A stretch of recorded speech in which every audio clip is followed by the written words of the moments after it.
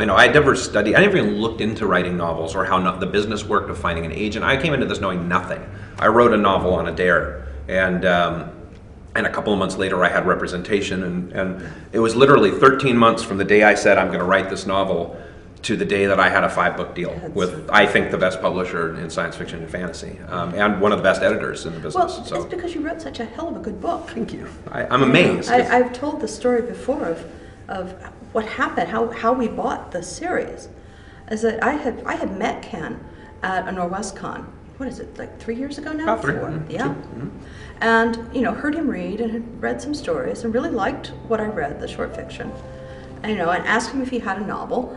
And I don't think you'd even finished it at that point. No, I think I had. You had? Yeah, I think okay. I think Jennifer had just signed me. Oh, okay. Anyway, and so his agent sent me the manuscript very shortly thereafter, and it was one of my big swamped periods, so I didn't get to submissions for a couple months.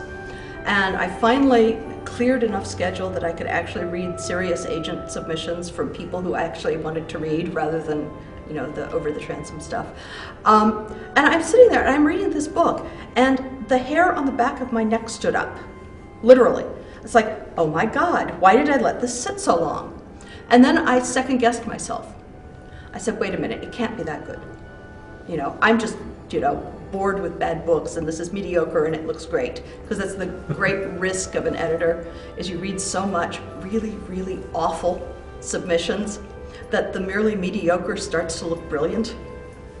So I said, no, this can't be as good as I think it is. So I sent off the first 100 pages. I don't know if I ever told you that. I sent off the first 100 pages to 3 other editors at Tor. I didn't know this. With the note saying, would you please read this quickly and tell me if it's as good as I think it is or I'm insane.